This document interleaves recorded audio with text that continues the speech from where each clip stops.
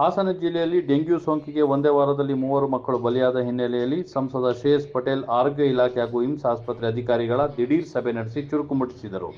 Dengue ಸೋಂಕಿನಿಂದ ಮಕ್ಕಳು ಸಾಯುತ್ತಿರುವ ಬಗ್ಗೆ ತೀವ್ರ ಕಳವಳ ವ್ಯಕ್ತಪಡಿಸಿದ ಅವರು, ತಕ್ಷಣವೇ ಎಲ್ಲ ಆಸ್ಪತ್ರೆಗಳಲ್ಲಿಯೂ ಡೆಂಗ್ಯೂ ಪರೀಕ್ಷೆ ಹಾಗೂ ಸಕಾಲಿಕ ಚಿಕಿತ್ಸೆಗೆ ಬೇಕಾದ ವ್ಯವಸ್ಥೆ ಕಲ್ಪಿಸುವಂತೆ ಡಿಎಚ್ಒಗೆ ಸೂಚನೆ ನೀಡಿದರು.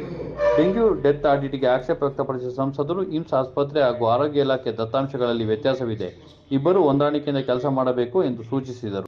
ಹಿಮ್ಸ್ಗೆ ದಾಖಲಾಗಿರುವ ಡೆಂಗ್ಯೂ ಪೀಡಿತ ಮಕ್ಕಳಲ್ಲಿ 8 ಮಕ್ಕಳ ಪರಿಸ್ಥಿತಿ ಗಂಭೀರವಾಗಿದೆ ಎಂದು ಹಿಮ್ಸ್ನ ಮಕ್ಕಳ ತಜ್ಞ ಡಾ. ಮನು ಪ್ರಕಾಶ್ ಸಭೆಗೆ ಮಾಹಿತಿ ನೀಡಿದರು. ಹಿಮ್ಸ್ನಲ್ಲಿ 60 ಬೆಡ್ಗಳ ಮಕ್ಕಳ ಐಸಿಯು ಸೌಲಭ್ಯವಿದೆ. ಮಕ್ಕಳ ಆಸ್ಪತ್ರೆಯಲ್ಲಿ 107 ಬೆಡ್ಗಳ ಪೈಕಿ 100 ಬೆಡ್ಗಳು ಈಗಾಗಲೇ ಭರ್ತಿಯಾಗಿದೆ. ಇರುವ ಸೌಲಭ್ಯವನ್ನು ಬಳಸಿಕೊಂಡು ಮಕ್ಕಳಿಗೆ ಉತ್ತಮವಾದ ಚಿಕಿತ್ಸೆಯನ್ನು ನೀಡಲಾಗುತ್ತಿದೆ ಹಾಗೂ ಜಾಗೃತಿ ಕಾರ್ಯಕ್ರಮವನ್ನು ನಡೆಸಲಾಗುತ್ತಿದೆ ಎಂದು ಅವರು ಸಭೆಗೆ ಮಾಹಿತಿ ನೀಡಿದರು.